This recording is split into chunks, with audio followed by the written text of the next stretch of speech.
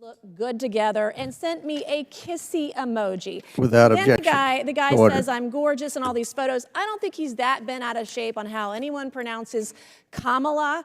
And if we're going to have that standard, you got to hold it to both sides, not just one or the other.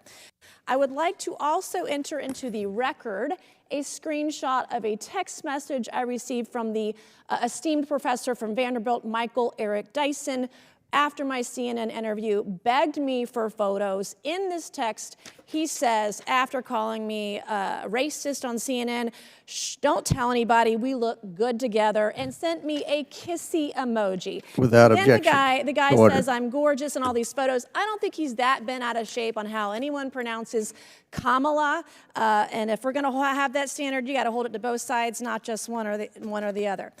I would like to also enter into the record a screenshot of a text message.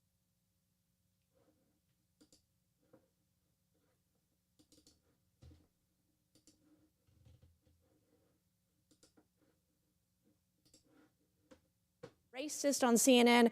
Shh, don't tell anybody.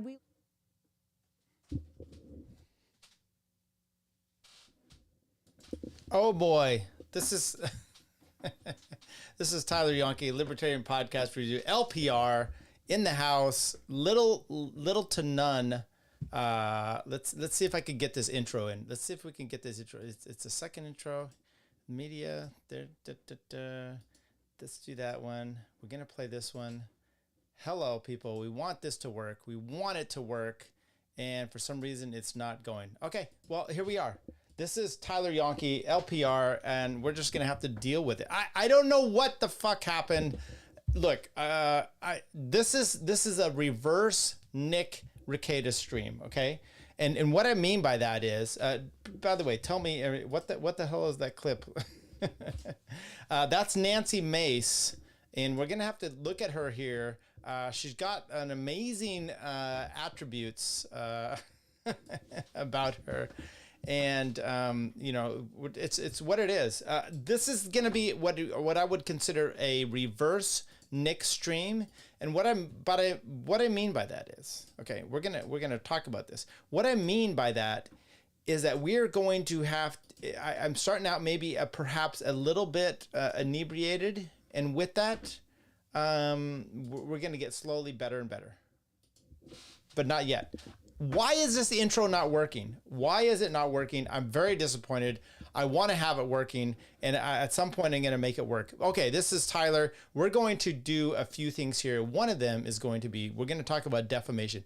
What the fuck is defamation, and how can we deal with it? There's multiple cases that have come out recently dealing with defamation, and we're going to see if we can break through this. But what I really wanted, and for some reason it's not playing. Let's see if we can do this one more time. Still. Things are going to start happening to me now. I think Tyler is amazing. And I'm a fan of this show. I've watched several episodes. Thank you, Tyler. Thank you, Tyler. You stink, Tyler. Never promise crazy a baby. Oh, I like that. That's a cool idea. Are either of you homosexuals? I go both ways. What do you think? You mean like flaming or? No, we're not homosexual, but we are willing to learn. But I do wonder for others in other cases whether libertarianism today is just an excuse for many on the right to act selfishly. Look at me. And then some fat asses in Washington started having opinions. The Olympic Committee started having opinions. You bitch, I know you. You started writing your opinions. And it just makes me wonder, you're dead, bitch. You know, why are you doing this to this poor guy? I don't care. I'm a libertarian. What I'm getting is, Did you vote for Joe Jorgensen or Trump? Who? Joe Jorgensen. That was the perfect answer. Thank you. That was...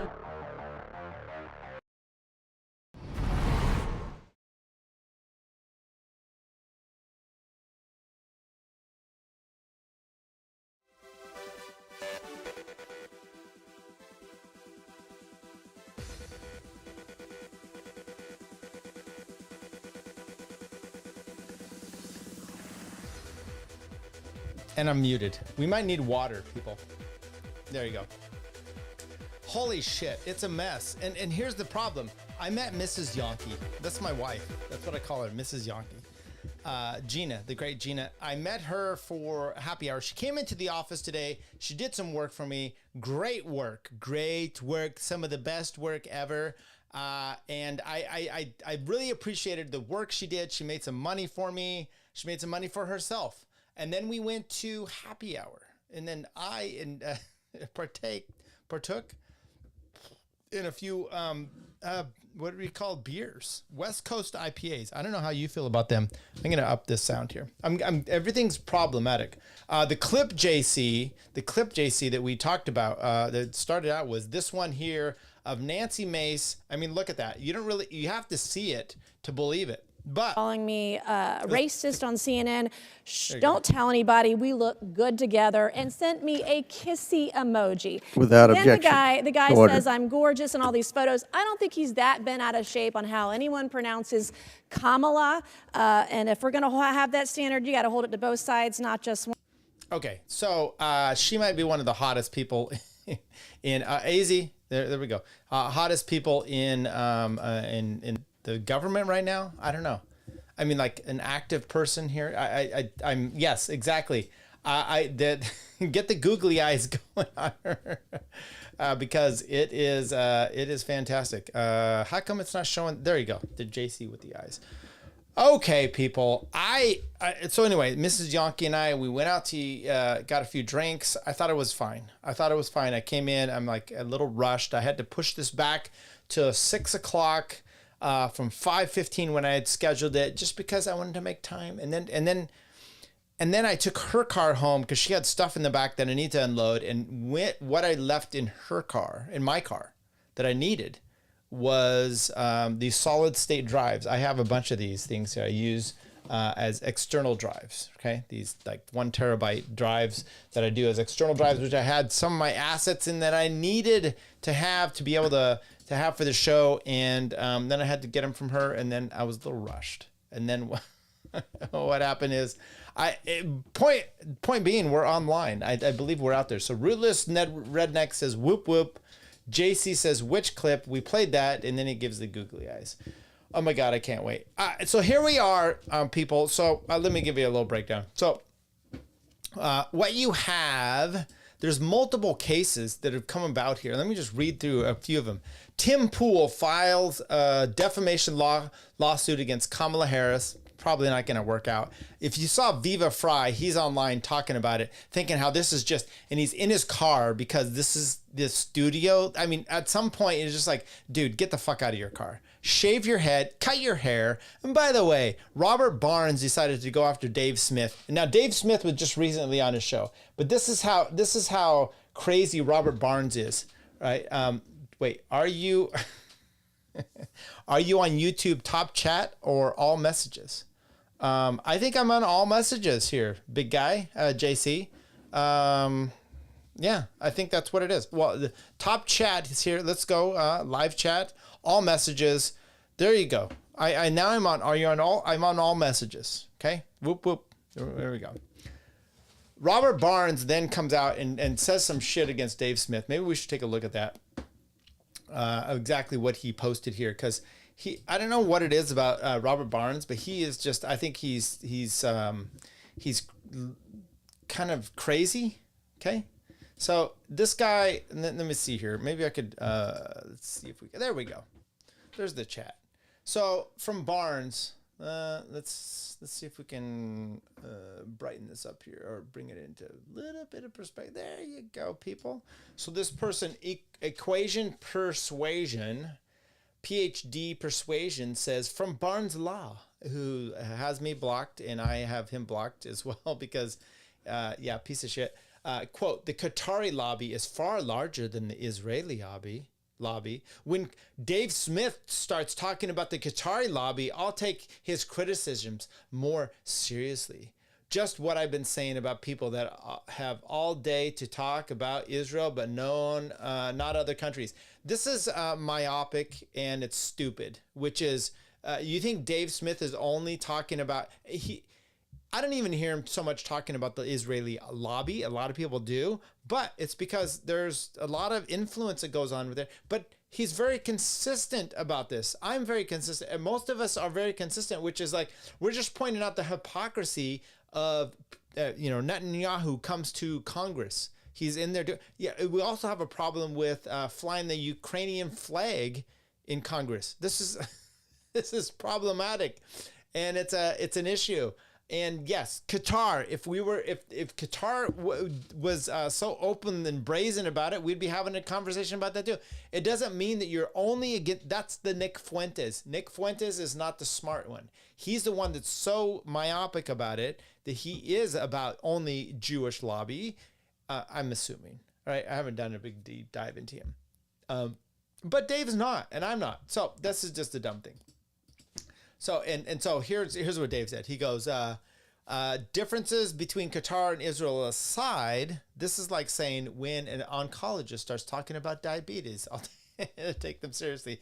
This is a ridiculous argument. I put in there, I said, Barnes is wrong on almost everything. Listen to his advice at your own peril. And then Patrick McFarlane started chiming in, basically agreeing with me. And we went on and on about this. Remember, as he said, remember when he says, when he was helping with the Rittenhouse defense and quit because he thought Rittenhouse shouldn't testify in his own defense when self-defense was at issue. I mean, okay, I get it. But it turned out that Rittenhouse did testify, and it was the best thing ever, and it took his case, over the top there, basically. And then I'm like, hey, Sandman's attorneys threatened action against him for claiming he was working for him. His advice on Alex Jones went horribly wrong, and his predictions on Zerkata aren't even logical. He's the Jim Crager of the legal profession. Totally makes sense there to me. So, anyway, that's what it is. So JC, yes, we're on all messages. He says, oh my God. Hi, Anna. Pretty sure it's pronounced Cutter. Thank you. Yeah. So Qatari, Qatari. And so that's the question, Rootless. Is it, let's go back here. Let's go back here to this. So, okay. So is it the Qatari, the Qatari lobby is far larger. Is that what it is? The Qatari lobby? The Qatari lobby. That sounds like cutlery. Okay. I don't know about that. I think I would be late to my own funeral. Welcome, Dwayne. By the way, Dwayne, I saw you in Joe Neerman. Joe Neerman was doing the God's work today and yesterday, having basically live streaming. It's an issue. We talked about Fonnie T. Willis. Is that her name? I don't know. That's the guy I kept talking about, James Bond. And the Ashley Merchant, remember her? He had the titty cam showing her in that case down there. She filed a lawsuit against the custodian of records for the county because they didn't produce right documents. So there's been a whole hearing about this. And I saw Dwayne in the chat there. Joe Neerman was doing that. I implore you, if you're interested, sit back, enjoy this. This guy was a royal pain in the ass. Public records request for, I don't know if she's Trump's attorney. I think she is. She's one of the best ones down there. Her and her husband have this law firm, and she had put in public records request. They weren't getting it to him, so she files a lawsuit, and now they're having a whole thing. It's embarrassing to watch, and I to some extent I feel sorry. So there's an issue first about service, whether service was proper, and there's statutes about how service can be done. Typically, when you start a lawsuit, you have to personally serve the other parties. You can send them a notice and acknowledgement of receipt, and they would be obligated to do so, to sign it and send it back in. And if they don't do so, then they typically, at least under civil rules of civil procedure in California, then they could be subject to reimbursing you for the costs associated to having to serve them. Whatever. I just personally serve people for the most part. If they already have an attorney, then I send it out, then they sign it, That's not a problem. Anyway, they served this, and then they were trying to serve subpoenas, okay? And the subpoenas that they were trying to serve, they did it as per statute, certified mail to the county, and the county was pushing back. Anyway, it was fantastic, and it was interesting to listen to. This guy was he was the custodian of records. He wasn't given the documents.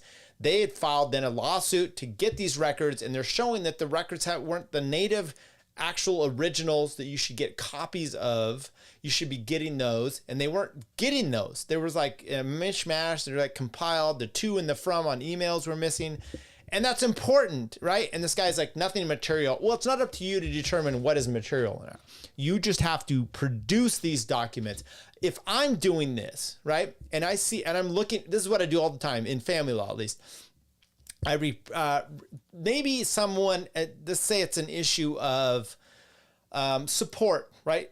About your income, the other party's income. They have their own business. They own their own business. They don't work. They're not a W-2 employee where they just work for the state or have a paycheck. This is them having their own business. And you're like, I think something, they're not, look, when you're married, right? You're in cahoots a lot of times, and you're like, look, I get cash on the side.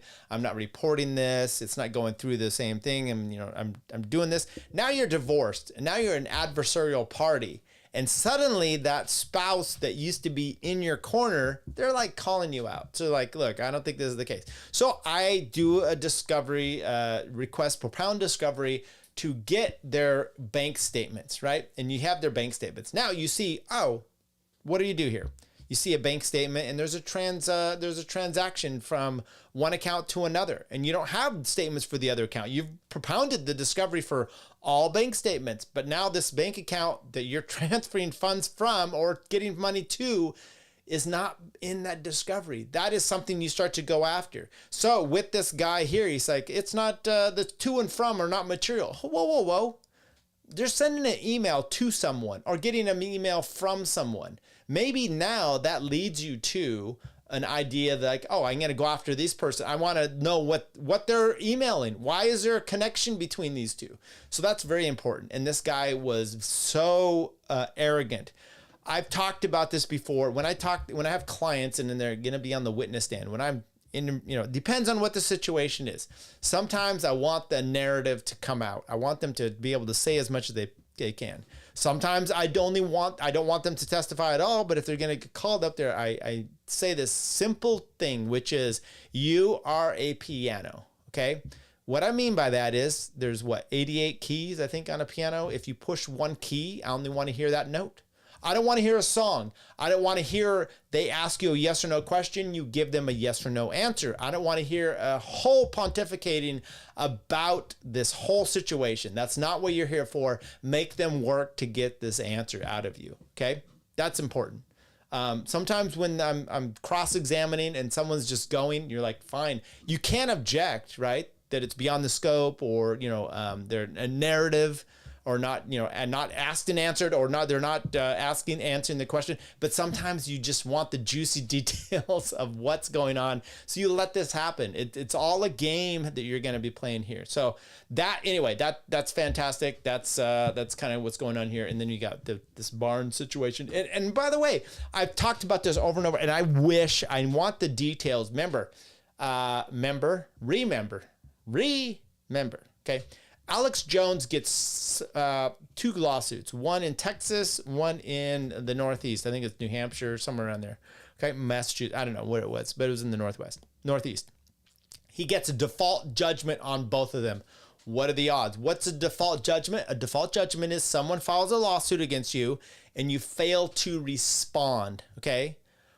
And now in his case, they gave a default judgment based on not that he didn't respond, which is odd to me, but that he was not answering the discovery inquiries. Okay.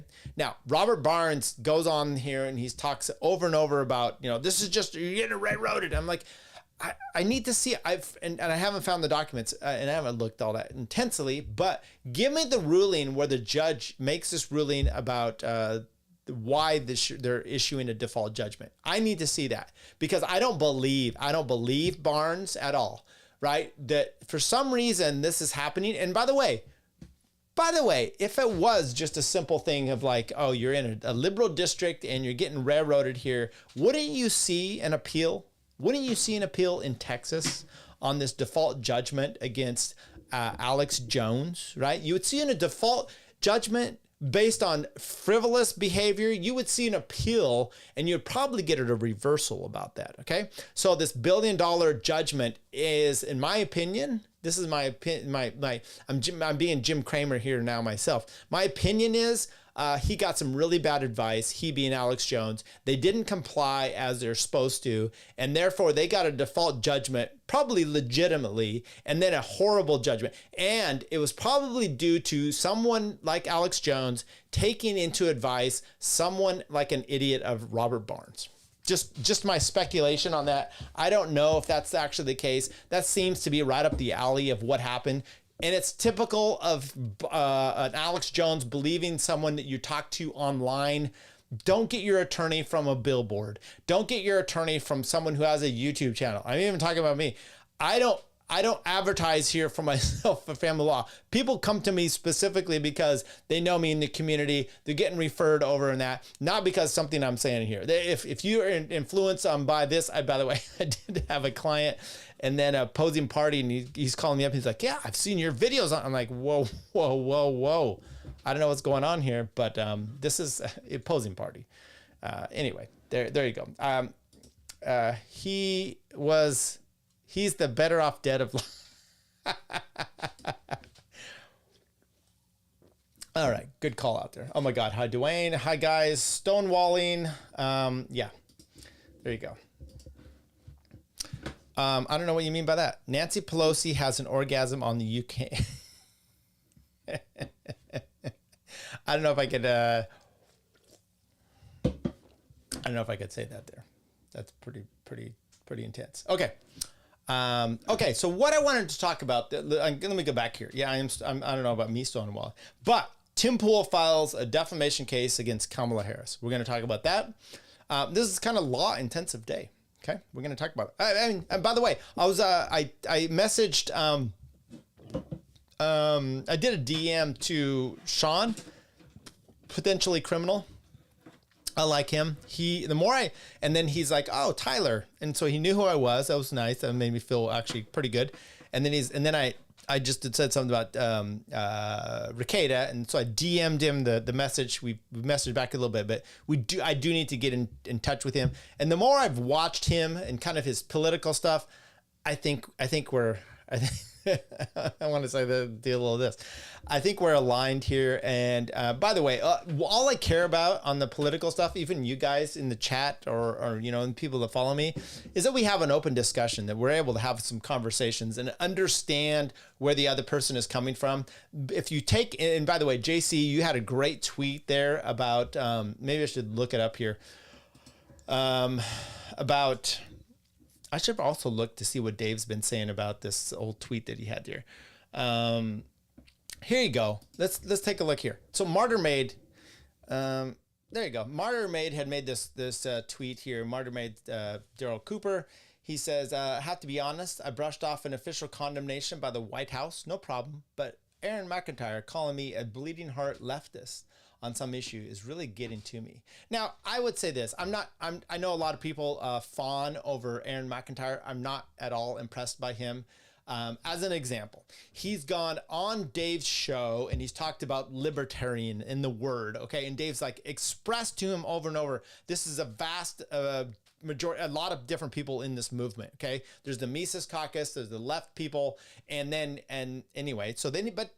Aaron McIntyre pigeonholes himself as some small name, I don't even remember what it was, some ridiculous name that he wants to call himself. Fine. But then he continually goes online, and anybody that's a libertarian that says something stupid, he categorizes them, throws them all in the same box. And I'm just like, dude, you don't want to be called that. And you've had this explained to you. How dumb are you, right? And I know he's on the blaze. Everyone likes him. He's da-da-da-da. I'm not very impressed. But JC goes out here and he said, not falling nearly into cookie cutter categories and not being afraid to speak your mind and go against the herd makes me respect someone even more. Even if I happen to disagree with them. I'm so tired of grifters and their gay purity tests. I want to hear from real people. Absolutely. Where is the applause button? There you go.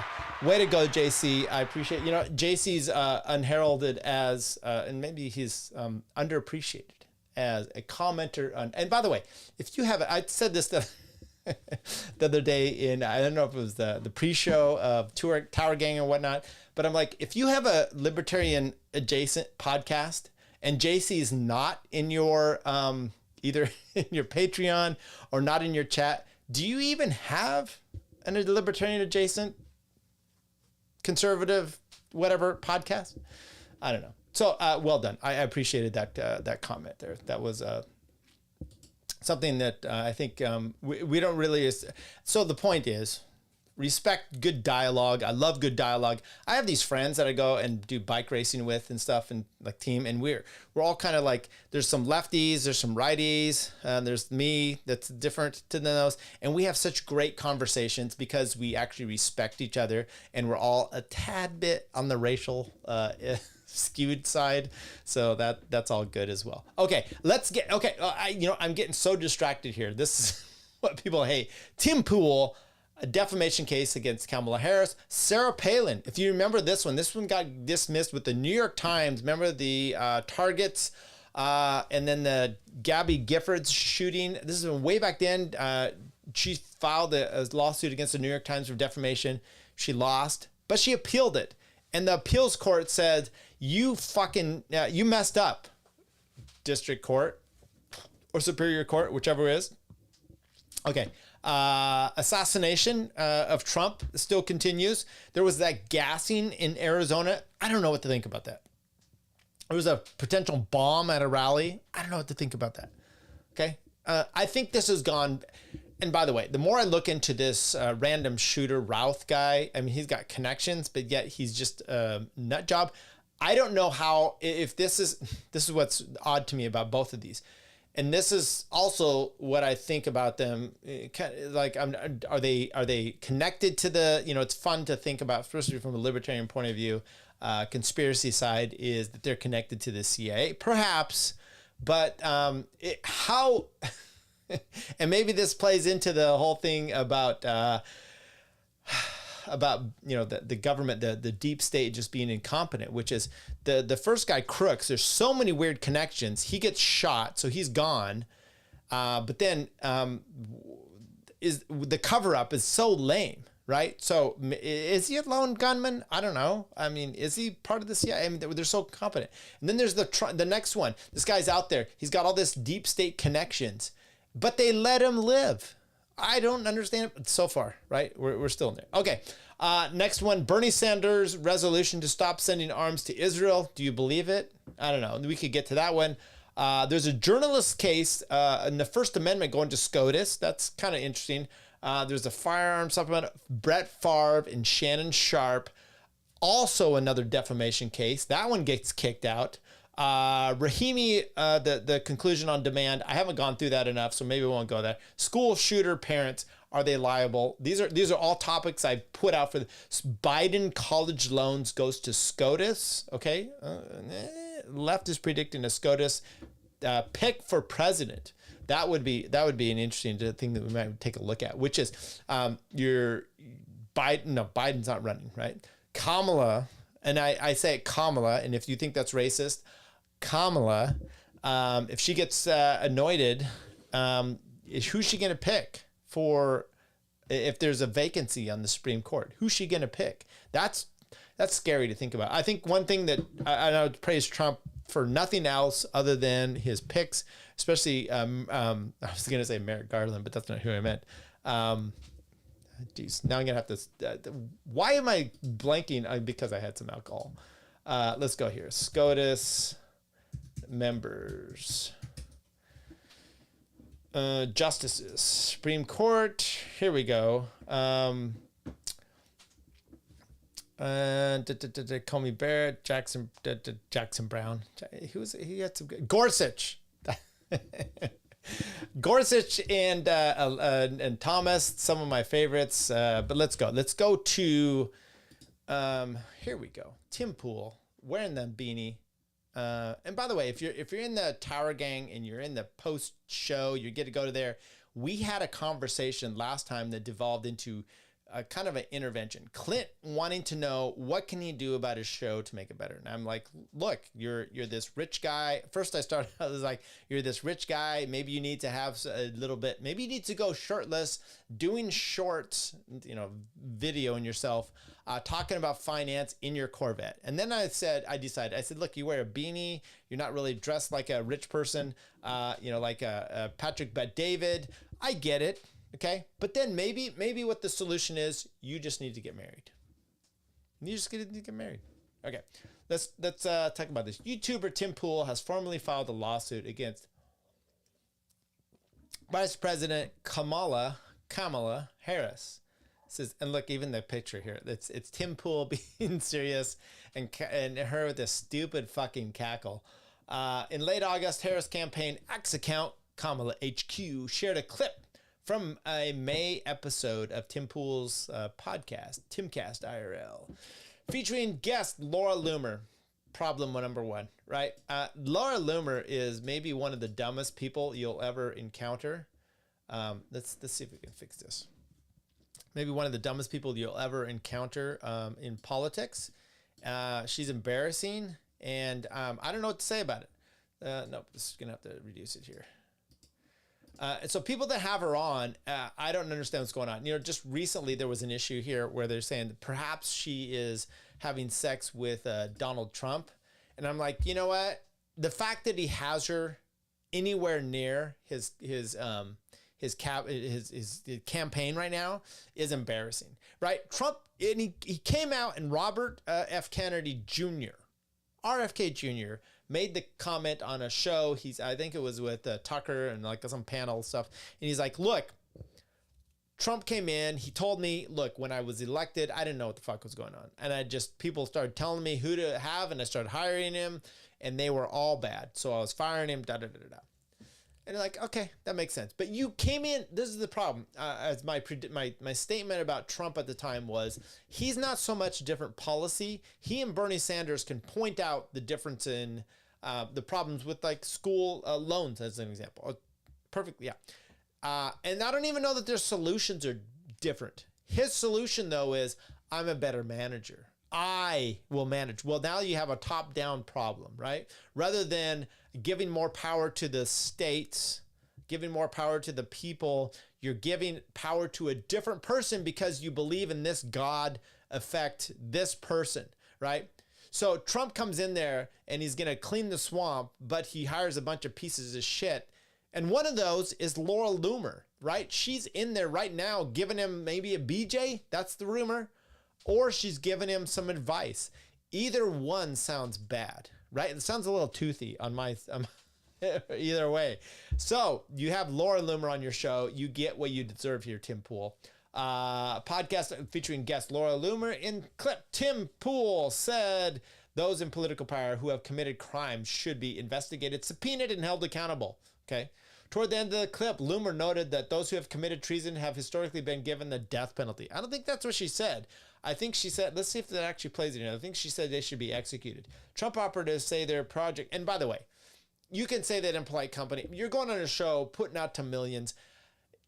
You can't just say bullshit rhetoric, okay? And unless you are very clear with your words, and she's not bright enough to be clear with anything, definitely not her words, okay? Trump operators say their Project 2025 plan is to give Trump total, unchecked, legal, this is what the post said, legal power so they can jail and execute those who don't support Trump if he wins, Kamala posted on X. Kamala HQ captioned. Harris's campaign went on to claim Tim Pool, quote, scrubbed the video, unquote, the video from his YouTube account. However, Pool, who also owns SCNR News, has habitually removed YouTube videos from YouTube with references to death out of caution of the platforms. Okay, but is that what it is, or did YouTube take it down? I don't know. Trump operatives say, let's see, maybe we can play Should this. Democrats be in jail? No question. When Donald Trump gets elected, should he start locking them up? No question. Should there be lists of Democrats that need to go to jail? 100%. And the reason for that is they've committed crimes. We need to make sure that when Donald Trump wins, we've got an attorney general, a deputy attorney general, a head of the CIA and the FBI.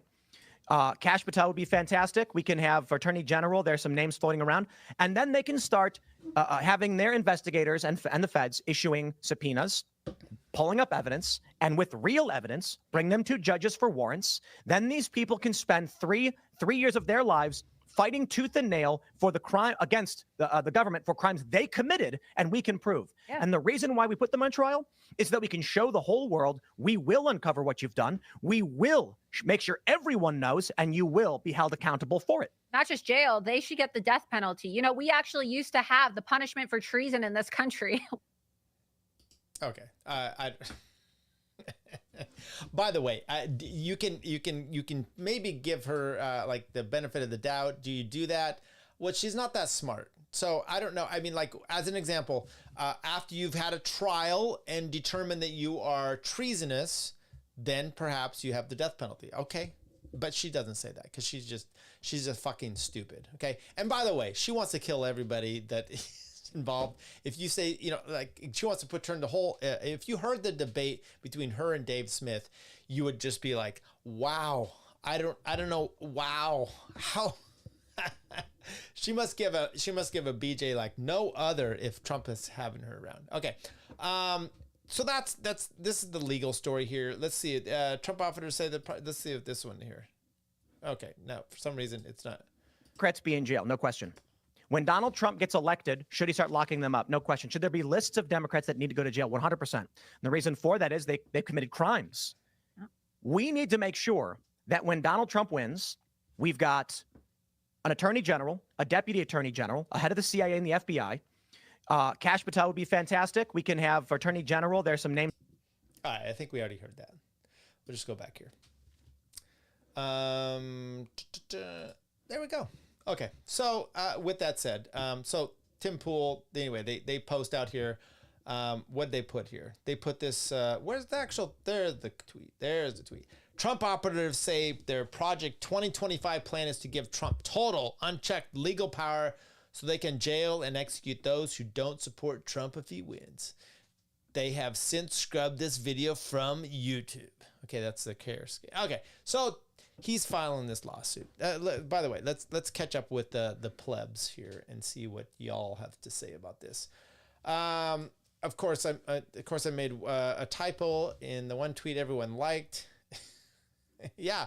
So, by the way, JC, I've done this where Dave Smith, I had a video and he's like, I want to post that. And so I sent it to him and he's like, I can't figure out how to do this. Why don't you send it? And then I'll just, caption off it. And I'm like, fine. So I posted it and then I fucking made a spelling error. So I went and I edited it but I already sent him the link. And then he quotes off the original and then it doesn't appear in all his retweets and comments on it, and so I missed out. Oh, let's where's the said right, there you go. This is how the gods keep you humble, JC. Yeah. Jeremy Coffin was pretty good on Part of the Problem. Yeah, I heard most of that. I did enjoy it. I wanted them to talk more about the video and that issue rather than the Libertarian Party, but what's interesting I found there is Dave's kind of move, like, I don't know about disassociation, something of the Libertarian Party is exactly how I felt about it this last year as well. I've just kind of removed myself. I was part of the County of Sacramento Libertarian Party, and I'm just like, no, I'm done. And I'm still, a member. There's a lot of beliefs there, but there's something that's just feeling icky about it, and I don't know what to say about it. That clip about how all the flamboyant libertarians need to go to Louisiana. Okay, I put it. Let's see what else here. Chunky Bergs, anarcho-mutual Hindu libertarian. Is that? Are you talking about Aaron McIntyre? I hope so. Gorsuch. Yeah. Thank you, Hannah. Sorry. Sorry, I'm way behind on this. However it's spelled. Barrett? No, not Comey Barrett. She's not impressive at all. Gorsuch to me is impressive. He came into the, by the way, I just think he's the most libertarian-like person here with a little bit of a right-wing lean to him. So I like him the Gorsuch stuff. Clint is dressed like one of those homeless San Diego beach bums. He's supposedly. That's from Jordan. Well, welcome, Jordan. I don't know that I've seen you in the chat before, but welcome. By the way, I did say to Clint, I'm like, yeah, so maybe you dress up a bit, right? You take off the thing and you do this. But then this is literally how I went to work today. Okay, I've got a RVCA shirt, a t-shirt, but what is this right here? What is that? It's like a stain in my shirt. Oh, what the hell? Now I've got problems. And you know, my wife, when we're drinking, she goes, there's something on your shirt. And I'm like, whatever. Well, good thing I didn't see any clients today. But this is how it is. But when I go to court, I do dress up a little bit more. And I've wondered, of my own advice, maybe I dress up a little bit better. By the way, it's not like I'm looking for clients. So I don't know what the point is. I just want to be comfortable. So I go to work. I wear pants or jeans, you know, it's what it is. Holy smokes, is this live? What are we talking about? Minder? Yeah, welcome. I have a hard time believing Trump is hanging with Loomer. Yeah, I get it, but there's clips, Dwayne, of him at a rally talking about Laura Loomer, praising her. It's to the point where he doesn't say who, which it should be. The only thing that would give Trump any credibility at this point on this issue would be him going, I don't even know what is she? Is this a man? Are we talking about a man? Let's see. Where does Tyler stand on the Tom Woods debate from Tower Gang? Yeah, I was there. The pre-show, the pre-show got spicy. Let me just tell you that, JC. Go check that out. Although, you know, there's some little production problems this last week I had. I get it. Okay. But, I want to keep neutral on the Tom Woods thing. Now, Top Opposite has a great point about there's certain ethnic groups that like certain types of body types, right? And it's definitely a thing. I'm not the one of those. I like a skinny but with a butt. I'm more of an ass guy than a boob guy. Partly, and here's the reason why, men. I'll let you know this. As life goes on, let's say you're going to stay with the same woman, right? And she's got a nice butt, but she maybe doesn't have a big rack or whatever. The more you go along is the big rack girl just keeps getting bigger everywhere. And I'm not into that. I like my wife's fit. She works out. She looks great, I think. And so there you go. That's where I stand on that. Dwayne says, I know the federal Department of Education was a bad idea when it was formed. Yeah, I don't know what you mean by, but that's redneck. You mean bus? Okay. Tim sells more hopium than QAnon. Yeah. What's tonight's goal? Well, you got $1.99, people. I think we hit it. All I needed was a little money, and JC hit the big time. So thank you. Big ass for long bike rides. My wife doesn't really ride bikes. I got to get back into it. You know, that's the problem. So this last week, you guys had an opportunity, and I appreciate it, to watch a bunch of my podcasts because my wife was out of town. But I need to do projects around the house. I need to do running. I need to do lifting. I need to do my bike rides. I need to do something. I'm only 53, and I'm starting to look like a piece of shit. So I got to get back into shape. Let me just tell you. So growing up, I'm 6 foot. I was always super skinny. I played all sports pretty fast, pretty good at most of them, really good at a lot of them actually. Got into cycling, really was good at that. Took that to a high level, and you've got to be skinny for that. So I was like really skinny, and it was embarrassing, right? You go to the beach, you don't take off the shirt because you're so skinny, you look like a Holocaust victim at the time. Now, as a German, that's not so good. And then later on, I went from that to, you know, burning like, you know, incredible amount of calories, eating the same, and then not working out. And so suddenly I blew up to like 200. I was like 140 pounds. And then I blew up to like 200 pounds. Couldn't do push-ups. I looked like a piece of shit. And then I was embarrassed to take my shirt off at the beach once again because you're skinny but fat, right? It's just ugly. And then I got back into my bike and working out, and I lost a bunch of weight. And I was like, I realized this, and I'm like, fine, you look good, you know, da-da-da. It's better to be fit. And now I'm waffling in between the two, and I need to get my act together. That's all I'm saying. Okay, so there's Tim Pool's shit. Let's go to the defamation, though, I want to look at the complaint here from Tim Pool. So what I'm also going to talk about is a few little ideas of what is defamation. People always hear about it. There's slander, there's libel. One is spoken, one is written. Slander's spoken, libel's written. Okay, so there's elements. You got to have a publication, an actionable statement with a requisite of fault or part of the defendant. These are the elements as seen in Virginia, West Virginia. So I'm going off of those.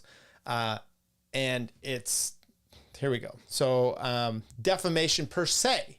Okay, now defamation per se, at least the federal side, is typically something that's said, and let's see if they have this one in there, attributes to the plaintiff, the commission. Okay, so these are defamation per se, which is you've got to have what is defamation, okay? And defamation is basically, let's just say a lie you say about someone, something that's not true. And then there's defamation per se, which is just on its face, just the statement alone is defamation, okay? And attributed here, attributes to the plaintiff the commission of some criminal offense involving moral turpitude for which the party, if the charge is true, may be indicted and punished. So remember, Robert Barnes, this vaunted attorney, comes out and says some egregious, and Nick has said them too, egregious things about legal mindset, Andrew, right? Why he's in a foreign country. That is defamation per se if it's on its face, right? Which is if he's doing what they are claiming he is doing on its face, it is defamation. Okay, so you don't even have to go beyond that. It's just this statement alone is so egregious. That's one aspect. This is also another element of defamation per se. Indicates that the plaintiff is infected with a contagious disease. I'm disease free, as far as you know. Attributes to the plaintiff unfitness to perform the duties of an office or employment of profit, or lack of integrity in the discharge of duties of such an office or employment. And that's a little odd, because that's like every public defender hurts the plaintiff and in his or her profession or trade. Okay, that's it. So you got to publish it, right? And we saw this with Johnny Depp. Basically, put it in a newspaper or put it whatever, and someone sees it. You saying it to more than one person is publication, okay? And that you can say it, that's slander. Libel, you've written it down. There you go. Wait. Tyler's a skinny guy who they photoshopped into the Holocaust photo. I will have to get pictures of me. Yes, very true. Okay, and then there's multiple facets of the defamation that you've got to go through. One is a public or private figures. Now, Kamala Harris, Tim Pool, we're all going to say it's not even arguable. Sometimes this is a part you have to work through, whether this person is going to be considered a public person or not. Public person. Completely. Tim Pool is a public person. Completely. Virginia court. Now, this is Virginia. I couldn't find West Virginia, so I got Virginia, which is close. I mean, it's just east of Virginia, right? I mean, why is there a West Virginia thing on defamation? I don't know, but most of them are all the same. I mean, it's kind of the same idea here. They recognize that certain statements constitute defamation per se. We already went over that. The courts generally require a high level of public activity before a plaintiff becomes a limited purpose public figure. The definition of a limited purpose public figure is covered in the general actual malice and negligence section of this guide. Okay, so yeah, you've got it. You can have a negligence standard if it's a private person. Public person, though, you have to go beyond just like a whoopsie of a statement. It's malice, okay? And that's kind of the New York Times v. Sullivan, I want to say, is the standard for the press, as an example of what defamation is, right? You have some protections there as a First Amendment. Now, one thing I'll also say here is Tim Pool files this thing in the Northern District of West Virginia. That's where he lives, but he files it in the federal court. He could have gone state court. We saw that with Johnny Depp. He files it in state court, in federal court. You just have to have diversity, which is 2 different states. We have that above a $75,000. We have that. And he did that. Now, why did he file it in federal court? I'm not quite completely sure. However, I don't believe, and one thing you always want to look at here is what's called anti-SLAPP statutes. Anti-SLAPP statutes, the idea is, wait, we have a little mix up there. The idea there's West Virginia defamation. I do have that. The idea for anti-SLAPP is basically, maybe I should just look up here. What is anti-SLAPP? I don't want to mess it up, but basically you can talk about the First Amendment and kind of getting around that. So you do have First Amendment rights of speech, and sometimes certain states have come out and they have, California is one of them, with pretty strong anti-SLAPP laws. And here's what it says: anti-SLAPP, strategic lawsuit against public participation. Laws are designed to prevent meritless claims aimed at silencing individuals or organizations exercising the First Amendment rights, such as free speech and petitioning. These laws provide a special motion to strike a complaint where the lawsuit arises from activity exercising these rights. Okay, so if you're exercising your First Amendment rights, someone files then a defamation case against you, you can file an anti-SLAPP motion against them, and then you've got to determine, what is that? Can this even go forward? Can I win on the merits? That's part of it. So let's take a look here.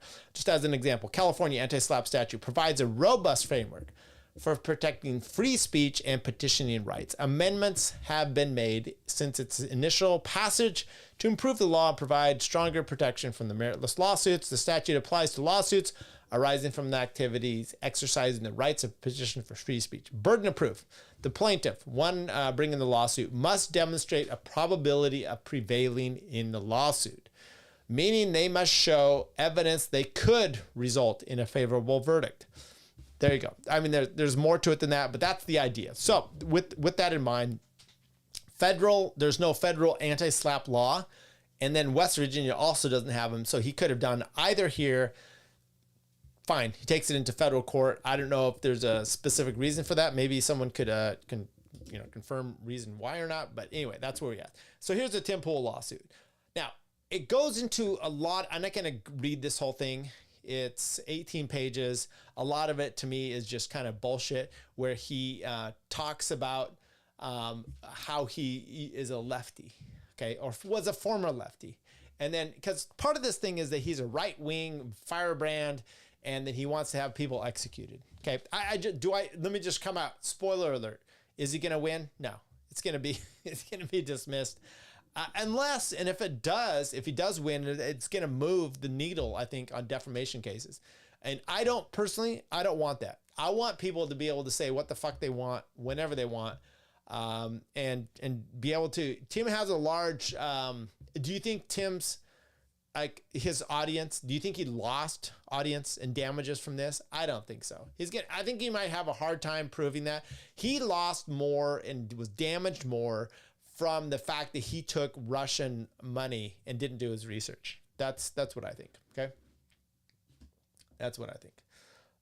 Okay. Speaking of working out, the reminder says, I started doing weighted good mornings a few weeks ago, and my back has never been stronger. Highly recommended. Sorry, I'm a few minutes behind. No, I appreciate that. And I fucked up my back. I think I was doing good mornings specifically and squats, and that's when I messed my back up really bad. I'd had a bike wreck where I had broken my neck and my back.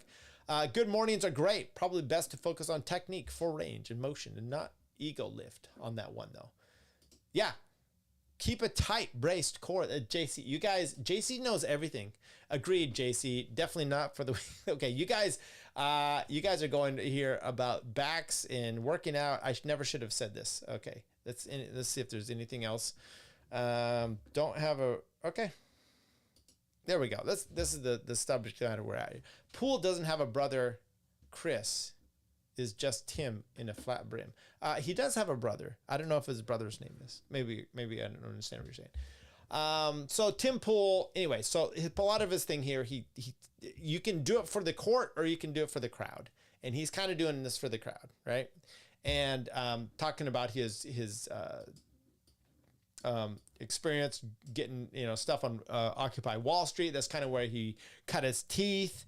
It talks about, having liberal people on his podcast, taking remarks about Biden, about his post on social media platform X has now been viewed more than 12 million times.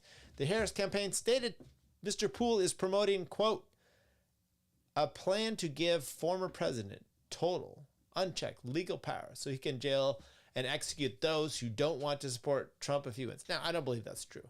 I mean, I don't believe that's actually what Tim said. I believe what Tim was saying is what I've been saying, which is when is the GOP, now he doesn't say it like this. He says, this is what they're going to do this. The reality is the GOP doesn't have the balls, which is to do do lawfare themselves. Okay. Now, okay. Did they go after Hunter Biden? Okay. That one was so obvious. You had to just to save face. But yeah, and that's to me that's kind of what's going on here. Tim Pool is like, look, they need to go after these same people, and that's what I've talked about. This competing factions of mutually assured destruction on lawfare until you just all back off. Okay, because it's annoying and it's bothersome on all sides to be doing this, and I think they need to back off a bit. Now there is something to be said about holding people accountable, okay, for their crimes. But let's also be honest, the way our government works and everything else, it's just never going to happen. Okay. So anyway, he talks about some of this stuff. He welcomes debate. He has liberals on. The reputational harm the Harris campaign inflicted on Mr. Poole will take millions of dollars to undo. At the same time, Mr. Poole is ramping up his security efforts as a shield against those. Okay, so then maybe, because what you've got to show in defamation is damages. Okay, damages is an essential element. You've got to have one, publication, a statement that's untrue. What else here? Do I need to look at the actual? It's been a while since I've talked about this. A statement against the defense of defamation, defamation per se. We've talked about that. Damages, you have to have damages, and then obviously that analysis, whether they're a public or private person, and then it's either negligence or it's malice, right? What these statements said in malice. Now, what is malice in this sense? It's not only was it they said to hurt the person, but perhaps you knew that the statements that you're claiming that they said were not only false, you knew that they were false, but you said them anyway. You're going to say, fuck it on the research. I'm just going to go with it. I believe that the statements are just egregious, right? They're not at all what Tim said. But is he going to win on this thing? I don't know. Okay, here we go. You've got to break down in your claim here your parties, your jurisdiction, and your venue, because you're going to federal court. What does that mean? It means where do you live? Are you in the right district? Are you in the right venue? Do they have jurisdiction over this other person? Long arm statute, basically meaning, have they come into your state, or did they? They did with their statements. Yes. And is the venue proper? Federal court. And we have some things. You have to have diversity. You have to have a certain dollar amount. And Tim Pool breaks this down with his amazing attorney. I don't know if he's amazing. Plaintiff Tim Pool is a social media content creator with millions of followers across numerous platforms. We don't have that, people. What is going on here? Why are we not? We've only got 1,000 or so, and maybe a few paltry people in here tonight. Come on, you got to step it up a bit. Tim Pool, social media, millions of subscribers on YouTube, and his content has generated more than 1 billion views on that platform. We are so not there. Let's see here. Do we want to go this one? Let's see. Let's take a look at. I'm going to fix this here, and we're going to be able to have multiple angles. Sorry. I don't know if this is actually working out in our favor here, people. I'm really trying hard to get this taken care of. There we go. I think that might do. Okay. And you can watch me look at this way.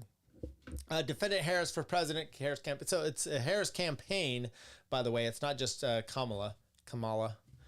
Is the principal campaign committee with a registered address in Philadelphia, Pennsylvania. The Harris campaign, why there, is the primary vehicle for Vice President Kamala Harris and Minnesota Governor Tim Walz. run for president and vice president of the United States. I saw that he had a feminists are the future or women are the future shirt. What a complete pussy.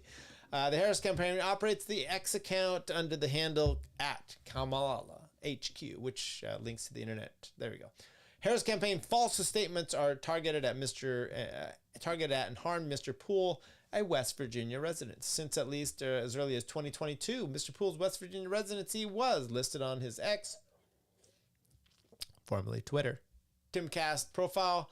Upon information and belief, the Harris campaign was aware of Mr. Poole's residency prior to establishing the post, which gives rise to this case. Further, the Harris campaign has solicited and obtained substantial donations from citizens of this forum to include this judicial district. According to the Federal Commission's records, Harris campaign received $570,150.26 in donations from West Virginia residents from January 1 to July 31, 2024. In addition, linking okay, there you go.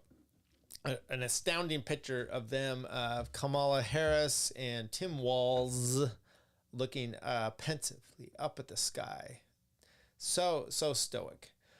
Because the Harris campaign contracts with this forum, the court has specific personal jurisdiction over the Harris campaign under the Due Process Clause of the 14th Amendment. Now, look, I could get into... if you want, I could get into the issues that I have with the 14th Amendment. Courts, the federal courts are not initially intended to take on states' rights issues. This should be a case filed in state court. Now, this actually might be one that should have been filed in, which is conflict between two states. Okay, though that's actually two states. But is this intended for that? I don't know. We might need to look into it a little bit more succinctly.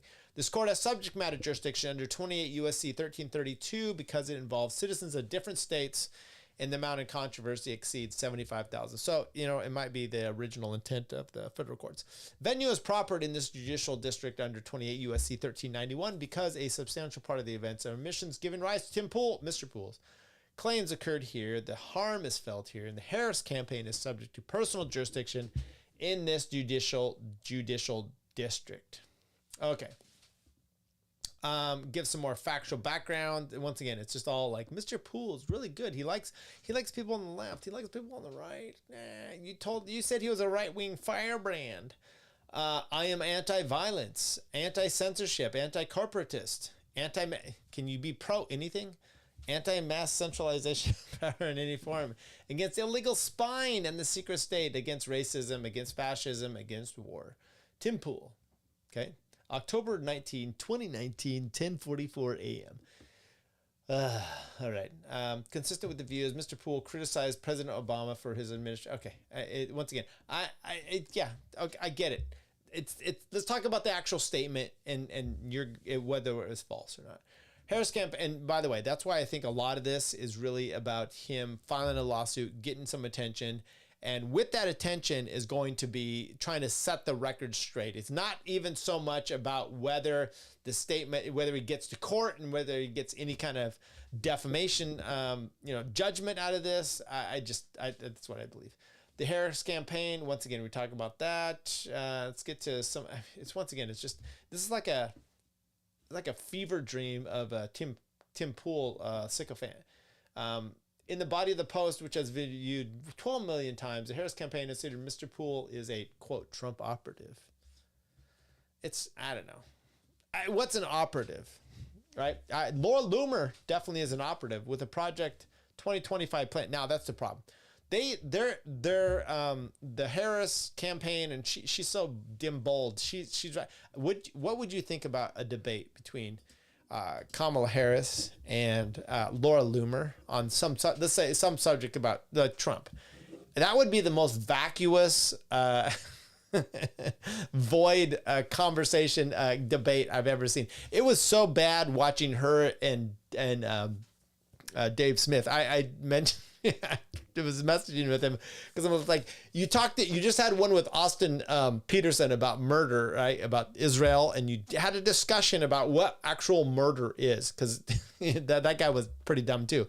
But then you go and murder her on live TV. It was rough to watch.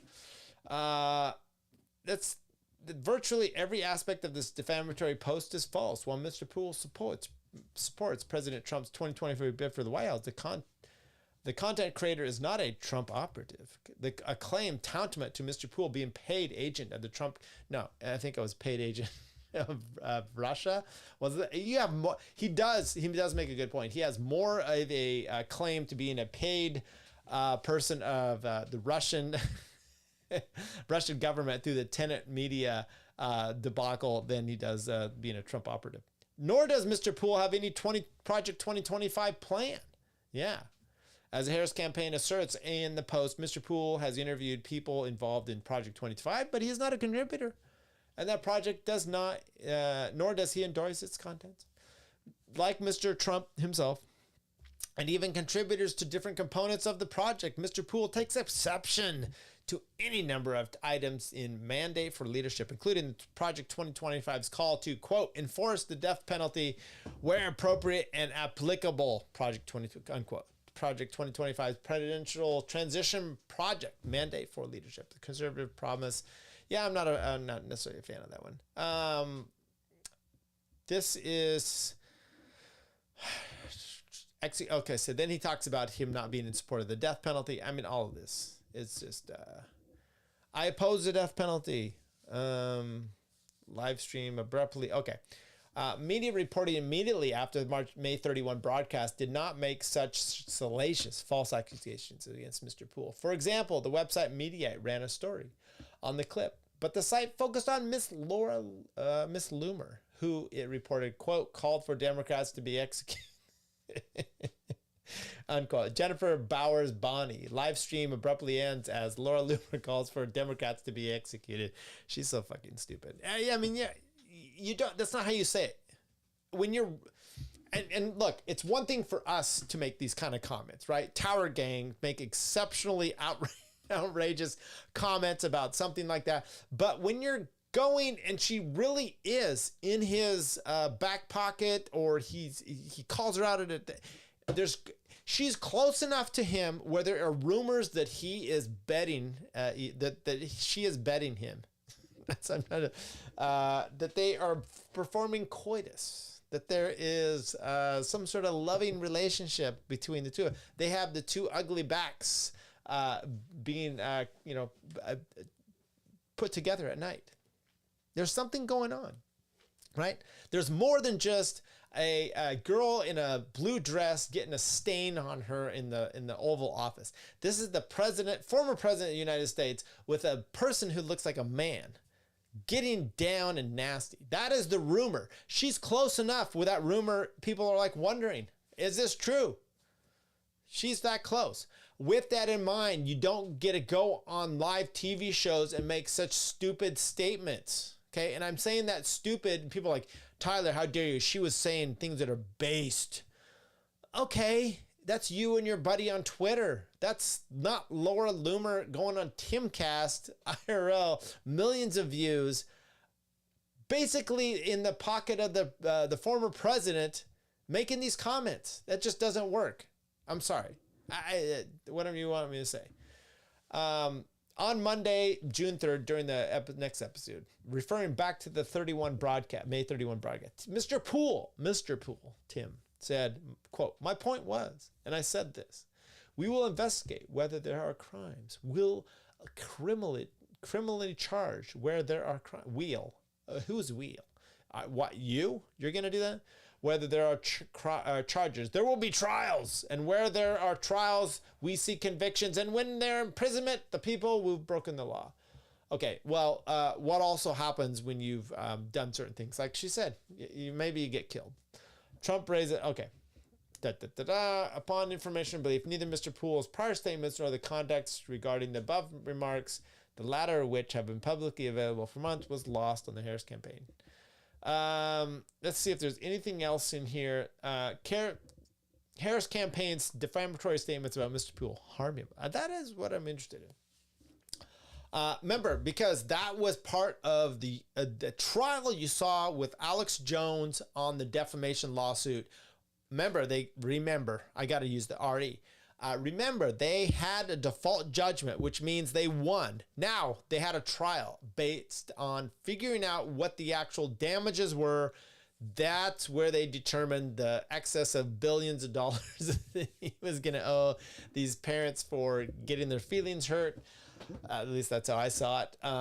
Anyway, so we've got to have damages, and then you may have to have a trial on damage. August 31, the same day of the post, Mr. Poole threatened legal action against the Harris campaign over the post. Harris campaign declined to take the content down or issue a correction or retraction. Ultimately, the post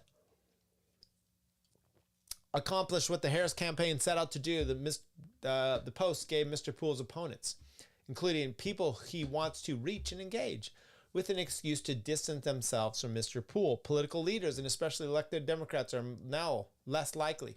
Well, you don't know that. I would be less likely to go on there simply because you have Laura Loomer. I don't want to go on a show that takes her on there and doesn't talk about why she looks like a dude. Why are you not bringing this to the public's attention? Okay, in this regard, Mr. Poole has put millions of dollars where the mouth is, purchasing high-impact advertising in his native Chicago and New York Times. Okay, this is advertised. You've got to show that's not a loss. I'm sorry, that's you putting out, trying to obviously mitigate problems that you see, but you've got to show damages. Damages aren't necessarily, they could be you making mitigating moves on yourself to mitigate damages, but I don't think that's going to necessarily count. To counter the effects of the Harris campaign disinformation, Mr. Poole will have to spend millions of dollars to win an audience with those who now falsely believe he wants a dictatorship in prison. But we could have thought that before Laura Loomer came on there, okay? And this thing. So that's the problem. At the same, the Russian, once again, the Russian, that one is more damning than this was. Okay, that's why this is all for show. I mean, you've got to show these damages. What are your damages? And part of the thing, what we actually saw, they looked through with the Alex Jones, was talking about his profitability, that once he made these statements, his profits were going up. Now that to me even seemed a little odd. You show the damages on the other side, but however, whatever it is, that is what you're looking at here. What are you going to look at to see if Tim Poole lost viewership, I mean, once again, how do you pinpoint that the loss of viewership was not because he didn't push back on Laura Loomer and ask her, is that an Adam's apple? Or was it because that, the Harris campaign made these comments? Mr. Poole cannot stand idly by while the Harris campaign lies continues to fester, inflaming the public while harming his reputation, cutting him off from those he wants to reach and persuade. Defamation, libel per se. Okay, here we go. Mr. Poole realleges the foregoing paragraphs. The Harris campaign published a false statement that Mr. Poole is a, quote, Trump operative. That's not defamation per se. And that a Project 2025 plan that he wants to give Trump total unchecked legal power to jail and execute those who don't want to support if he wins. The statements were and are false because Mr. Poole never said such a thing. Incorporated in the video, never said such a thing previously. The content the Harris campaign clipped cannot be reasonably construed to support the claims made in the post or issue or from Mr. Poole's statements or conduct. The Harris campaign cast its statement as fact, not opinion. Accusations that Mr. Poole endorses lawlessness, executions, and extrajudicial killings harm his reputation and standing. Do they? Maybe I need to ask you guys, are you more or less likely to like Tim Poole if he said, kill them all? I mean, right?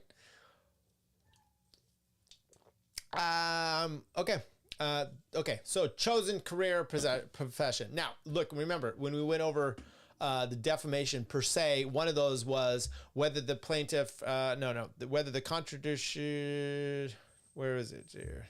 There, that's public-private figures. There we go. Attributes to the plaintiff unfitness to perform the duties of an office. No. Hurts the plaintiff in his profession and or trade. That is defamation per se. So that is what he's claiming here, is that it hurts him in his claim to be a streamer. Harris campaign published its statement to X to tens of thousands of third parties. Harris campaign's statements damaged Mr. Poole. The Harris campaigns exhibited actual malice by claiming that Mr. Poole supported lawlessness and extrajudicial killings when he made no such claim, and despite the campaign's apparent research into Mr. Poole and his views. And then he has 2 counts. He only has 2 counts on this one. First one is defamation per se, or defamation and then libel per se under the West Virginia law. That's a state one. And then bad faith misconduct. Realleges the misconduct described previously herein was at all times carried out in bad faith, vexatiously and wantonly, and or for oppressive reasons. This is maybe just a side statute. Mr. Poole was damaged by the Harris campaign's bad faith misconduct and previously described herein in addition to his expenditures for prosecution of this case of action, which is necessary to clear Mr. Poole's name and restore his reputation. The Harris campaign bad faith misconduct triggers the state's exception to the American rule for payment of attorney's fees. There you go. As described in, gives a case here. I don't recognize it's West Virginia. The Harris campaign's pre-litigation misconduct likewise triggers the exception to the American rule for payment of attorney's fees, and described in Inree John T. 225 West Virginia as the misconduct, among other things, caused Mr. Poole to incur legal expenses he would not otherwise have to pay. Prayer for relief. This is what he wants. Awards Mr. Poole on all cognizable damages, awards Mr. Poole his attorney's fees and costs, orders the Harris campaign to retract the original defamation publication in the same forums and broadcast media in the same prominence originally published, and any other relief against the Harris campaign the court deems proper. Jury trial request. So they're requesting a jury trial. All right.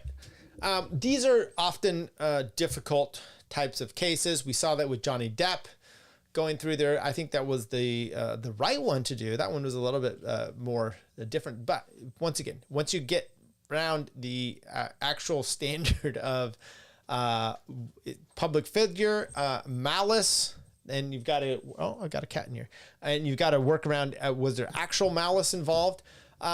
Perhaps. I think it's more than just negligence, and you see this way too much. So some of it, for me, I'm like, okay, let's hit this bitch and let's get some of these corrections going, but they're going to hurt in both ways. Okay. Laura Loomers, she is defaming people all the time. Okay, Kash Patel, I'm assuming, right? I've seen some of these people. They're all similar in their type, and I don't expect much out of them in general, and so I expect it. And you know, who knows? Who knows? All right, let's get to some of these chats here. You guys are still talking about your back. I'm back on the carnivore diet. I don't think Poole could show any real damage. That is a problem. So it could be everything here, and maybe it's a nominal fee of $1, right?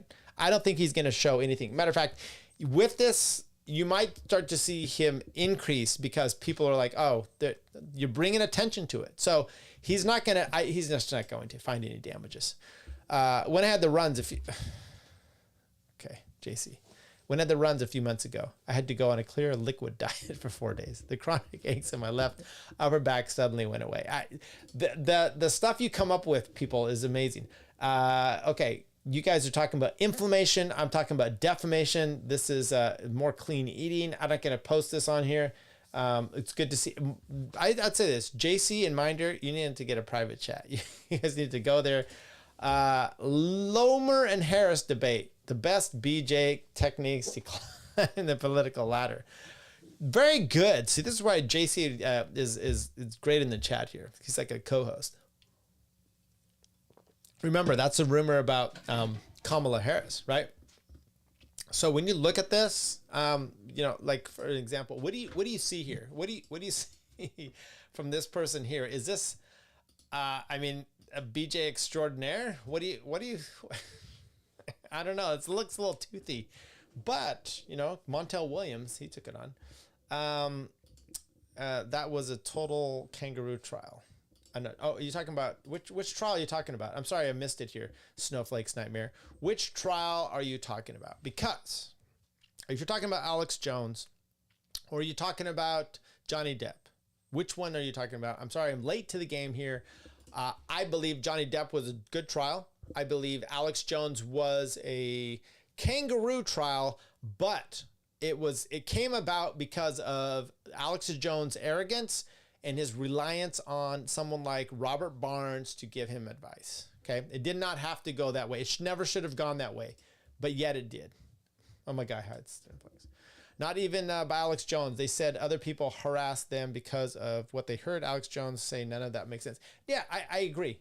But there's that case, Snowflake's Nightmare, was decided on a default judgment. Why was it defaulted? In other words, it usually only gets a default if you don't participate and you file a response.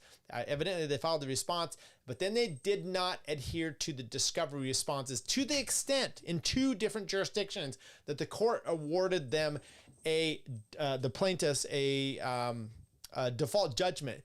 And I would surmise to say that if they had any legal standing, you would know about it because they would have filed appellate review. They would have filed appeals on both of those. Okay. What the fuck is this cat doing here? She's making noises. Let's see here. Tim lost me as a viewer when he made his chat paid on. Did he really? This is how I haven't been paying attention. Hubbleson sends also he never takes off that stupid AFNet. It does irk me. I don't understand why there can't be a hat taken off. We want the cat. Oh my God, sounds a bit much. There was also the Gwyneth Paltrow one where she won $1 million from the reckless skier dude. Yeah, that one I was surprised about, Hubbleson. That one didn't seem to be the case, but I'm tentatively remembering that when there was things turned, it changed my opinions at least throughout there. So okay, I want to take a look here and then we'll take off on this one. This was and you guys are not gonna like this, I'm sure, but Volokh conspiracy. This is a Reason magazine. Hall of Famer Brett Favre's defamation lawsuit against Hall of Famer Shannon Sharpe thrown out.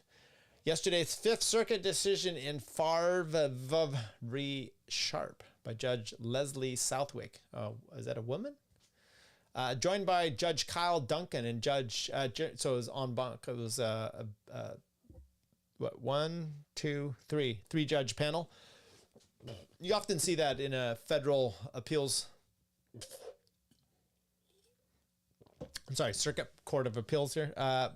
Brett Favre was named 3 times. Okay, we don't care about him being this. He selected the Hall. Much more recently, his public interest is somewhat tarnished by his connection to individuals who were connected to the misuse of government welfare funds and his alleged receipt of those funds. Now, I will say this. Brett recently got into hot water just on X.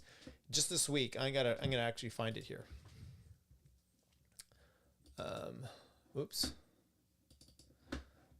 Why is this giving me trouble? X sometimes does some weird things to me. Okay, let's go here. Let's go to Brett. Something about Mary. Brett Favre. Nope, that's Rolling Stone magazine. Okay, that's not him. Don't tell me he has a weird name. There we go. Brett Favre. He has 388,000 followers. That's it.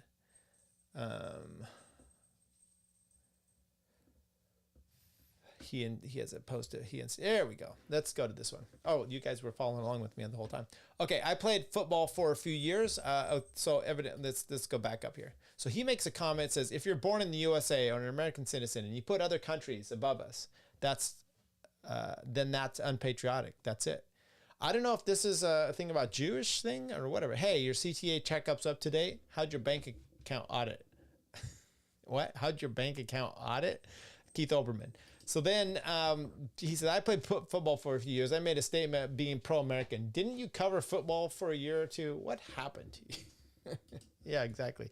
So anyway, there was a statement made. He evidently had this issue. TANF funds those are temporary assistance for needy families. This is a government program, horrible thing. But in October 2021, the Mississippi State Auditor's Office determined that more than $77 million in federal temporary TNF funds intended to help impoverished Mississippians were used for illegal purposes across the state. To date, 6 individuals have pled guilty to state and federal felony charges related to them. Favre has been criminally charged. Mississippi's Department of Human Resources, MDHS, filed a civil suit in May 2022 against Favre and numerous persons seeking to recover funds that were unlawfully diverted from 2016 and 2019. How did he get them? That's anyway. So then evidently Shannon Sharpe made a comment. Let's see if I could get the Sharpe. Other suit occurred the day after the Mississippi Today article appeared in the headline. The defendant, Shannon Sharpe, along with Skip Bayless, 2 losers, hosted a national, that's not defamatory, nationally broadcast sports talk show called Undisputed. Sharpe also had an exceptional football career. Okay, what? He played 14 seasons in the NFL, was on 3 Super Bowl winning teams, and was inducted to the NFL Hall of Fame, and talks like he has marbles in his mouth. The relevant segment opened, that was my part there, opened with a moderator briefly summarizing the Mississippi Today article and then asking Sharpe for his thoughts about its impact on Favre's legacy. Sharpe and Bayless then engaged in an 11-minute discussion about Favre, the welfare scandal, the MDHS civil suit. The host provided colorful, derogatory view of the article, calling Favre a sleazeball, shady, gross, a diva, and accusing Favre of, quote, stealing, quote, egregious behavior and illegal activity. These are all, by the way, just as bad as the statements made against Tim Pool, okay? Favre viewed 3 of Sharpe's statements as defamatory. 1, the problem that I have with this situation, you've got to be sorry mofo to steal from the lowest of the low. 2, Brett Favre is taking from the undeserved in Mississippi. And 3, Favre stole money from people that really needed that money. Okay. So he why strongly Favre sued for libel, but the district court agreed with Sharpe, concluding Sharpe's comments were mere rhetorical hyperbole. The Fifth Circuit affirmed on the related but different grounds that the comments were based upon disclosed fact. It is understandable that Favre considers Sharpe's statements to be contemporaneous. Nonetheless, the Undisputed program did not imply that Sharpe was relying on any undisclosed facts. He instead relied only on the facts widely reported in Mississippi news. Okay, so that's what I'm going to take off there. So basically what they're saying is those guys, they got off on this defamation. You see a cat in the background? Partly because they relied on facts that were being reported. They weren't doing anything maliciously. It was, a bit over the top of what they were saying, perhaps, but that's typically what it is. Now, last thing I'll say, and I talked about it a little bit to begin with, was, and I would encourage you to go to Uncivil Law. He just did a breakdown of this, one of the pre-done little shows that he has, which is breakdown of Sarah Palin v. New York Times. She sued them. Gabby Giffords dies or gets shot. Does she die? I think so. No, I think she just got shot. But it was a bunch of people in Arizona. And then people were blaming Palin because she had a thing on her map about voting, and it had targets saying these are, targets that are happening. So they said, oh, she was actually calling for people to get shot, which is so typical of the left. That's not what was happening. So she filed suit for defamation against the New York Times. They did retract, I believe. And then they went to court, and New York Times won. And then she appealed it. And now that the appeals court is saying basically, the judge just had it against her. He or she, I don't remember, but there was too many rulings of excluding evidence, not allowing her to do X, Y, and Z. And on the merits, on technical issues, they remanded it back for, I think, a new trial. So she gets another shot at this, another bite at the apple, as they say, and you will see another defamation suit coming to light for her, and that will be interesting. There is one that's going up to the Supreme Court right now, is a journalist. See if I can find this one. I think we're about done, though. Priscilla Villarreal petitioner against Isidro R. Alinas. Petition for writ of certiorari, the United States Supreme Court, Court of Appeals in the Fifth Circuit. Brief of the taste opposition. This is also I'm not going to go through this one. It's going to be too much. But this is also a defamation case based on the First Amendment, I think. So a little bit of a defense there. So that will be also interesting to see what comes out from that. There's some gun issues. Remember, Rahimi was decided on the Supreme Court. And with that, let me see here. See if I have this one. They remanded it back, and I think there was a ruling on that. I do want to go over that, but I'm not going to go over it today. Rahimi on demand. Let's see if I can see this one.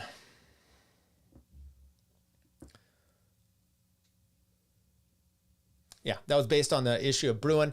I did a big breakdown on Rahimi. Rahimi was a total scumbag. That was an issue that came about because someone was on, what's his name? His Libertarian Nichols podcast. And she came on there talking about great stuff with guns. She was a supporter of guns.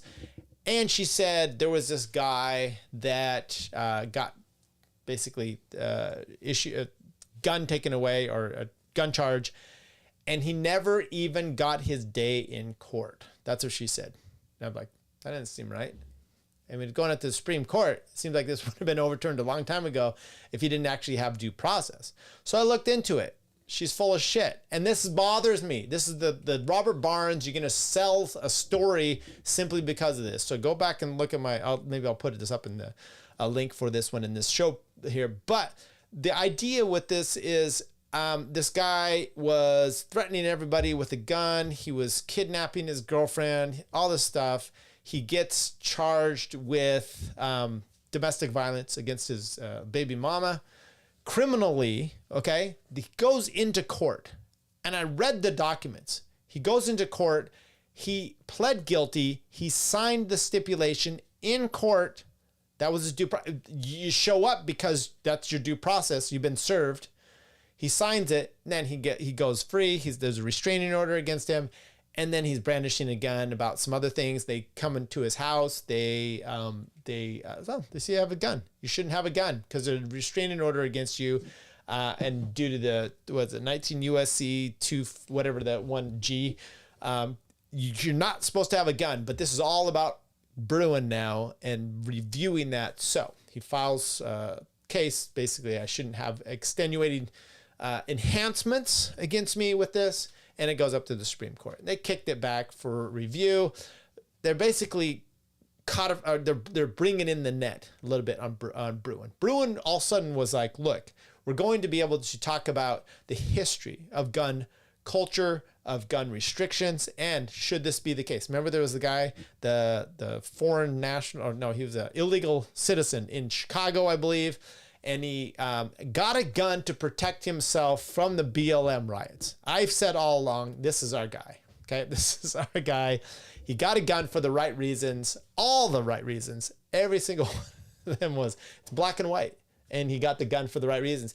But then they said, you can't have a gun. So they took it, But the court determined in the appellate court that he could have a gun. There was nothing, you go back to the founding, and there's nothing that says that you shouldn't be able to have a gun as an illegal alien in the U.S. It seems odd, but the reading of the Bruin, I get it. It expanded gun rights in a sense, but then the Supreme Court is also like, I think we're going a little bit too much. Okay, you ran with Bruin, and maybe you're running a little too fast. You're running with knives, people, and maybe we should bring that back. Just Brian Nichols, thank you, JC.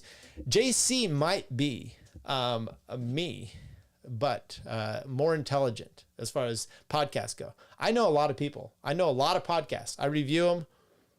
I used to review them. I listen to a lot of podcasts, and there you go. Let's take last few ones. Just $1, not 1 million. Okay, I don't know what that's from. He ran into her was basically what was uncovered. Brett Favre's scenes in Ace Ventura will forever be tarnished. Remember, he sent a dick pic to a Jet. Remember, he was with the Packers. He went to the Jets, and then he sent a dick pic to one of the Jets reporters, and she did not like that. Oh, wait, that was Dan Marino. Yeah, Dan Marino was in, wait, what'd you say? Ace Ventura. That was Dan Marino, right? Remember, yes, Dan Marino's there because it was the Dolphins, okay? It was the Dolphins, Laces Out, Einhorn. There you go. What else we got? Favre was something about Mary. Yes, thank you. Forever forego, Pack, go. Okay, I don't know about it. Shannon is a woman's name. You know, it is, but I had a friend in high school and college named Shannon. I believe an Irish background, so is a dude. He was white though. Brian Nichols. The Gwyneth Paltrow case. Okay, thank you for that. I think he said when there was shit show. The guy said she ran into him. Okay. There you go, people. The sad part is I don't think let me see if we have this here yet. I don't think we have a. Things are okay. I've got the outro ready to go. So I don't know if we ever played it at the beginning, but it is ready to go for when we decide to shut this thing down. Next week, I think we'll take a look. I want to do a little bit better breakdown of some of these cases. I will look into this Rahimi because I love that case. I don't know why. I will take a better look into the Rahimi case, the breakdown of that one.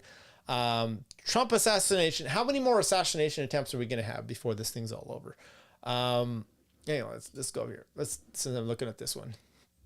Rahimi, school shooter parents. I think I want to talk about that. That's kind of, are we going to have some liability for parents and the kids are shooting up schools? What does that actually mean? We can break some of that in about vicarious liability and those kind of issues that come into there. Left is predicting a SCOTUS prick the president. I think that's something. And then the Biden college school loans. I think that's something else we want to talk about. I'll just give some good news here. My son graduated this summer, or from college in nursing. He passed his boards this week. He starts his new job on October 7th. Pretty proud of him. So with that, I think we will be out of here. Are we going to get another 4th episode next week? And then what's going on with the ABC whistleblower? Those are good. Hey, I appreciate this. Look, Hubbleson, well done. Well done giving fodder for next week. Let's take a look at here. I'm going to add this to my sheet here. ABC whistleblower. There's a rumor that person was a whistleblower and then died. So that's what happened to him. I think that's what happened to him. Okay. Yeah. So give me some ideas. Congrats to the son. Thank you, JC. I appreciate that big time. So check out. Yeah. Am I going to get another episode? I want to do more. I thoroughly enjoy it, but the wife's here in town. Yeah. It was reported as debunked. Okay. We'll do a breakdown of the ABC reporter. I want to bring Brad Binkley back on to talk about the Georgia situation. Maybe we'll talk about that. I got to get some of these other attorneys in here. And until then, see you guys next week. Out. Wait, now we're going to go out. Things are going to start happening to me now.